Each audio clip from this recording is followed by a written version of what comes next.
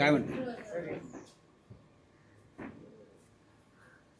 काल ज्या प्रकारे राज ठाकरे म्हणाले की राजकारणाची शिशारी आली, त्यानंतर पुन्हा काही घडामोडी घडत आहेत. सोलापूरमध्ये दोन शिवसेना एकत्र येऊन निवडणूक लढवत आहेत. अकोल्यामध्ये राष्ट्रवादी काँग्रेस शरदचंद्र पवार पक्ष भाजपला पाठिंबा देतो. अशा अनेक घडामोडी, राजकीय घडामोडी. काल हिंदुहृदय सम्राट शिवसेना प्रमुख बाळासाहेब ठाकरे यांचं जन्मशताब्दी वर्ष सुरू झालं 23 जानेवारी आणि त्या पहिल्या सोहळ्याला शिवसेना पक्षप्रमुख उद्धव ठाकरे आणि महाराष्ट्र नवनिर्माण सेनेचे अध्यक्ष राज ठाकरे उपस्थित राहिले आणि दोन्ही प्रमुख नेत्यांनी महाराष्ट्राच्या सध्याच्या राजकीय परिस्थितीवरती दिलखुलास भाष्य केले, परखड भाष्य केले आणि दोघांच्याही विचारांची दिशा एकच होती की महाराष्ट्राचं राजकारण हे शिशारी आणणारं झालेलं आहे. इथे गुलामांचा बाजार भरलेला आहे, हे आम्ही रोज सांगतो. इथे गुलामांचा बाजार भरलेला आहे म्हणून काही माणसाच्या मताला, विचारांना आणि जगण्याला काही किंमतच ठेवली नाही. सर्व काही पैशानं, तोही भ्रष्ट पैसा तोलला जातो. म्हणजे भारतीय जनता पक्षाचे जे मांडलिक राजे आहेत एकनाथ शिंदेंसारखे, ते सुद्धा स्वतःला या राज्याचे बादशाह समजून या गुलामीच्या बाजारामध्ये बोली लावत आहेत आणि या गुलामांच्या राज्याचे दोन बादशाह दिल्लीमध्ये बसले आहेत. हे काल उद्धवजींनी सांगितलं आणि त्यांची गुलामी आम्ही पत्करणार नाही, महाराष्ट्र पत्करणार. या उपर आता तुम्ही जे सांगताय तालुका स्तरावर, जिल्हा स्तरावर काय काही सुरू आहे. आता माननीय शरद पवार आणि अजित पवार यांच्या पक्षाची जी युती आहे, एकत्रीकरण, हे जवळजवळ झाल्यासारखं दिसत आहे ना. कारण ते एकाच चिन्हावर निवडणुका लढत आहेत. आता घड्याळावर सगळे लढणार आहेत अशी माझी माहिती आहे, मला माहीत नाही, मी ऐकलं आहे. त्याच्यामुळे तो प्रश्न आता विचारणं निरर्थक आहे त्या विषयावर. आता सोलापूरला दोन शिवसेना एकत्र लढत आहेत, माझ्याकडे माहिती नाही. हा निर्णय अधिकृतपणे झालेला नाही.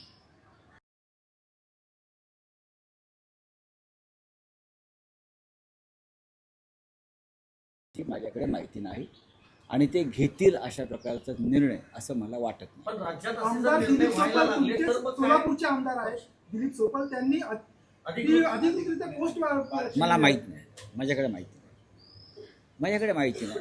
आमच्या भावना तीव्र आहेत शिंदे गटाविषयी, त्याच्या माझ्याकडे त्या संदर्भात माहिती नाही.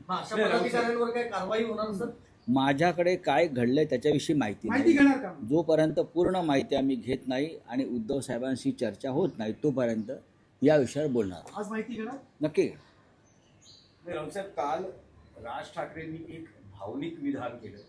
त्यांचं असं म्हणणं होतं की शिवसेना पक्ष सोडणं हे मला घर सोडण्यासारखं होतं आणि गेल्या 20 वर्षात जे काही घडलेलं आहे, मलाही माझ्या चुका समजलेल्या आहेत, उद्धव ठाकरेंनाही समजलेल्या आहेत आणि आता हे सगळं सोडून द्यायला. तर जसं पवार कुटुंब एक कुटुंब म्हणून एकत्र आहे आणि पक्ष म्हणूनही एकत्र येते, तसं ठाकरे बंधूंच्या बाबतीत काही घडू शकतं. पक्ष म्हणून आम्ही एकत्र आलो ना, तुमचा प्रश्न चुकीचा आहे. त्यांचं जे तिसरं वाक्य आहे ते अत्यंत महत्त्वाचं आहे, थर्ड स्टेटमेंट, की आता आम्ही सगळं विसरून एकत्र आलेलो आहोत, सगळं विसरायला पाहिजे महाराष्ट्रासाठी. त्यातलं हेच वाक्य महत्त्वाचं आहे आणि याच भावना महत्त्वाच्या आहेत दोघांच्या वतीनं. आता कशाला प्रश्न विचार नका विचार. तुम्ही राष्ट्रवादी काँग्रेसबद्दल बोलताय. आता शरद पवार महाविकास आघाडीकडे नसतील, कारण तुमचा असा ऊग आहे की दोन्ही राष्ट्रवादी एकत्र झाले आहेत किंवा असं दिसतंय. तर शरद पवार हे आता तुमच्या सोबत नसतील. राष्ट्रीय पातळीवर तुम्ही चुकीच्या दिशेने प्रश्न विचारताय. मी असा विचार करतो आहे किंवा आम्ही सगळे असा विचार करतो आहोत की शरद पवार हे अजित पवारांसह महाविकास आघाडीत येतील. असं काय विचार कर की शरद पवार आणि अजित पवार हे एकत्रित महाविकास आघाडीमध्ये, म्हणजे अजित पवारांसह महाविकास आघाडीत असेल ना. कारण शरद पवार हे आमच्याबरोबर आहेत, त्यांचा पक्ष महाविकास आघाडीत आहे अजित पवार हे महायुतीमध्ये आहेत, तरीही त्यांनी महाविकास आघाडीबरोबर पाठ लावलेला आहे. अशा वेळेला त्यांच्यावर तिथे कारवाई होईल, तिथे कारवाई होईल. आणि आमच्या माहितीनुसार आणि खात्री मला अशी आहे की भविष्यामध्ये शरद पवार अजित पवार एकत्रित महाविकास आघाडीत नाही, मग अजित नाही, पण पवार सरकारमधून बाहेर पडतील. राऊत साहेब त्यांना पडावं लागेल. एका दगडावर दोन पाय कसे ठेवणार, दोन दगडावरती पाय कसे ठेवणार? नाही, पण राऊत साहेब त्यांना भाजप- काहीतरी एक सोडावं लागेल ना, किंवा काहीतरी एक स्वीकारावं लागेल. म्हणजे नाही, पण राऊत साहेब भाजपचे नेते अनेकदा आठवण करून देत असतात, सिंचन घोटाळ्याची फाईल अजून ओपन आहे. बघा, मेलं मेंढरू आगीला भीत नाही. तुम्ही त्यांना एकदा क्लीन चिट दिली आहे ना, तुम्ही एकदा क्लीन चिट दिली आहे या सगळ्या घोटाळ्यात. स्वतः प्रधानमंत्र्यांनी गर्जना करून पण ते सरकारमध्ये आले. आता कोणत्या तोंडाने तुम्ही त्यांची फाईल ओपन करणार आहात? त्या फाईलमध्ये काय आहे की नुसता डरकाळ्या फोडताय पोकळ? छगन भुजबळ यांच्या विरोधामध्ये किती बोंबा मारल्या, ती पहिली केस आहे. छगन भुजबळ 2.5 वर्ष जेलमध्ये राहिले, आमच्यासारखे लोकही राहिले. पण आज भुजबळच्या सर्व प्रकरणामध्ये ईडीपासून EOWपर्यंत त्यांना निर्दोष असल्याचा निकाल दिला. याबद्दल या राज्याच्या गृह खात्यानं आणि ईडीनं प्रायश्चित घेतलं पाहिजे. नाही, पण राऊत साहेब भुजबळांचं मंत्रिपद जे आहे ते त्यांना भाजपच्या पक्षश्रेष्ठींनी दिलं असं तुम्ही वारंवार सांगता. दिलाय ना, म्हणून म्हणजे ते निर्दोष आहेत असं त्यांना वाटतंय. म्हणजे मनाने भुजबळ भाजप बरोबर आहे. या क्षणी जोपर्यंत भाजपकडे सत्ता आहे तोपर्यंत सगळे मनानं तनानं धनानं भाजपबरोबरच राहणं. ज्या क्षणी ही सत्ता पालट होईल त्या क्षणी ही मनं बदलतील आणि मग मनानं तनानं धनानं ते आमच्याबरोबर असतात. मग अजित पवारांची राष्ट्रवादी फुटू शकते भविष्यात. अजित पवार त्यांच्या पक्षासह आज शरद पवार साहेबांबरोबर युती करत आहेत. म्हणजे त्यांचं मन कुठे आहे? त्यांचं मन त्यांचं मूळ कुटुंबाकडे आहे, बरोबर ना? त्याच्यामुळे अख्खं कुटुंब महाविकास आघाडीत सामील होईल. रावसाहेब कालच्या भाषणामध्ये राज ठाकरेंनी एक महत्त्वाचं विधान केलं, त्याच्याकडे तुम्ही कसं पाहता? विधान असं आहे की माझ्या डॉक्टरांच्या औषधाने उद्धव बरे झाले पण मला गुण आला नाही, डॉक्टरांनी पक्ष बदलला का? राज ठाकरे हे एक व्यंगचित्रकार आहेत, बरोबर? या व्यंगचित्रकाराचे फटकारे आहेत. फार सहज सोपं बोलले ना ते. माझ्या समोरची गोष्ट आहे. त्या काळामध्ये माननीय उद्धव ठाकरे यांना प्रचंड प्रमाणात खोकला झाला आणि तो थांबत नव्हता. अनेक औषधं झाली. आम्ही एकत्रच गाडीमध्ये होतो तिघे. तेव्हा राजसाहेबांनी त्यांना म्हणालं की माझे एक डॉक्टर यादव आहे, ते डॉक्टर यादव मलाही माहिती आहे, मी त्यांचं औषध घेतो अनेकदा, शिवाजी पार्कचे. आणि तिथेसुद्धा मला त्या डॉक्टरांकडे सन्माननीय श्रीकांत ठाकरे यांनीच इंट्रोड्यूस केलं होतं. तर ते असं म्हणाले, डॉक्टर यादवचं औषध आहे, ताबडतोब घसा मोकळा होईल. आणि त्यांनी स्वतः राजसाहेबांनी ते औषध मागवलं, स्वतः त्यांच्याकडे औषध सुपूर्द केलं. आणि पुढले 3-4 दिवस ते औषध घेतात की नाही, उद्धव ठाकरे कशा प्रकारे घेत आहेत आणि त्या औषधाचा काय परिणाम आहे झालेला, हे ते स्वतः माहिती घेत होते. पण जेव्हा तोच आजार राज ठाकरेंना झाला खोकल्याचा, तेव्हा ते यादवांचं औषध त्यांना लागू पडत नाही. मी जेव्हा एकदा फोन केला त्यांना, ते म्हटलं अरे तुमचा अजून घसा बसलेला दिसतोय, तुम्हाला यादव फळलेले दिसत नाहीत. तेव्हा ते गमतीने म्हणाले बहुतेक डॉक्टरने पक्षांतर केलं. नाही, पण राऊत मग साहेब राजकीय त्यातला विश्लेषकांकडे राजकीय अशी चर्चा आहे की राजकीय निवडणुकांच्या निकालासंदर्भातले एक सांकेतिक विधान त्यांची की जे असा विचार करतायत त्यांनी स्वतःला विश्लेषक म्हणू नये. नाही, राऊत साहेब राज ठाकरेंच्या भाषणाचा फायदा उद्धव ठाकरेंना झाला असा त्यातला एक राजकीय विश्लेषणाचा हे जातोय. नक्कीच भाषणाचा काय, तुम्ही एकटं भाषण काय करून बसलात? राज ठाकरे आणि उद्धव ठाकरे एकत्र आल्याचा फायदा शिवसेनेला नक्की झालेला आहे. हे मोकळेपणानं सांगायला उद्धव ठाकरेही मागे राहत नाहीत आणि आम्ही मागे राहत नाही. आणखी एक भावनिक क्षण होता, तुम्ही भगवीशाल देत होतात उद्धव ठाकरेंना राज ठाकरेंचा सत्कार करायला. थेट राज ठाकरेंनीच सत्कार केला उद्धव ठाकरेंचा. शेवटी ते आता बोललो ना, प्रीतिसंगम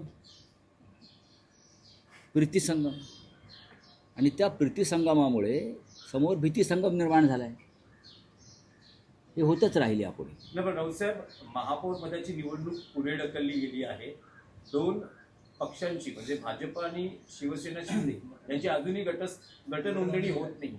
बहुतेक ती घटस्थापनेपर्यंत पुढे जाऊ शकते, कारण ते काय दोघांमधलं काय जुळत नाही आहे नीट. शिंदे रुसून बसलेले आहेत आणि रुसून बसलेल्या सुनबाई ज्या आहेत त्या सारख्या दिल्लीत फेऱ्या मारत आहेत आणि दिल्लीचे सासरे ऐकायला तयार नाहीत. हां, त्याच्यामुळे त्या नववधूची फार अडचण झालेली आहे. करे तो क्या करे, हां, इज्जत का सवाल आहे. बाळासाहेबांचं जन्मशताब्दी वर्ष आहे, बोलून ते गेलो आमचा महापौर होणार. पण भारतीय जनता पक्ष असं कोणाला, त्यांची एक भूमिका अशी असते, माझं ते माझं आणि तुझं ते माझ्या बापाचं, या भूमिकेत हे सगळे लोक असतात. त्याच्यामुळेच आम्ही त्यांच्यापासून दूर झालो. पण केडीएमसीतले तुमचे 4 नगरसेवक अजूनही अज्ञात स्थळी. आता यात काय नवीन राहिलंय का? हो, पण गेले तुम्ही 4 दिवस हाच प्रश्न, मिसिंगचा गुन्हा, बेपत्ता लापत्ता, त्यांच्यात आम्ही पोस्टर लावणार ना. यांना कोणी पाहिलंय का? त्यांचे पोस्टर अख्ख्या कल्याण डोंबिवलीत लावू, महापालिकेत लावू, सभागृहात लावू, कल्याण डोंबिवलीच्या भाजपच्या कार्यालयात चिटकवू, शिंदेच्या कार्यालयात चिटकवू, मिसिंग म्हणून, मिसिंग पर्सन. आणि मग मिसिंग पर्सन ब्युरो नावाचा जो एक क्राईमचा रेकॉर्ड आहे त्यात त्या चौघांची नावं येतील. उद्धव ठाकरे जर मुख्यमंत्री झाले नसते आणि आदित्य ठाकरे त्यांचा मुलगा जर मंत्री झाला नसता तर शिवसेना फुटली नसती, असं रामदास कदम यांनी म्हटलं. रामदास कदम यांच्या वक्तव्याकडे त्यांचा पक्षही फार लक्ष देत नाही अशी माझी माहिती आहे. ते स्वतः अनेक काळ उद्धव ठाकरे यांच्या मंत्रिमंडळात होते, शिवसेनेच्या मंत्रिमंडळात होते. त्यांनी कृतज्ञ असायला पाहिजे, ठाकरे कुटुंबाविषयी कृतज्ञ असायला पाहिजे. लग्न एकाशी आणि प्रेम दुसऱ्याशी, तर लग्न कसं टिकेल असं टीकास्त्र ठाकरे बंधूंवरती वंचितचे अध्यक्ष प्रकाश आंबेडकर यांनी डागलेलं आहे. ते खूप महान आहेत, आंबेडकरांचे नातू आहेत, आम्ही त्यांना नमस्कार करतो. चला, हिंदी अकोल्यामध्ये हिंदी में क्या है, चंद्रपूरमध्ये हिंदी में क्या है, ठाकरे गुट को शिंदे गुट के पदाधिकारी सपोर्ट करते हुए नजर आ रहे हैं। कहाँ? नहीं, मेरे पास कोई जानकारी नहीं. चलो, छगन भुजबल को क्लीन चिट मिली है, इसका पर क्या कहना है? काफी देखिए, छगन भुजबल जी ये देश का पहला केस था. एक कैबिनेट मंत्री को महाराष्ट्र में, एक कैबिनेट मंत्री को एक झूठे मुकदमे में फंसाकर ईडी ईओडब्ल्यू ने अरेस्ट किया और 2.5 साल तक उनको जेल में रखा, उनको यातनाएं दी. हाँ, वो चिल्लाते रहे कि मैं निर्दोष हूँ. महाराष्ट्र सदन घोटाला, करेक्ट. अब महाराष्ट्र सदन भी दिल्ली में खड़ा है.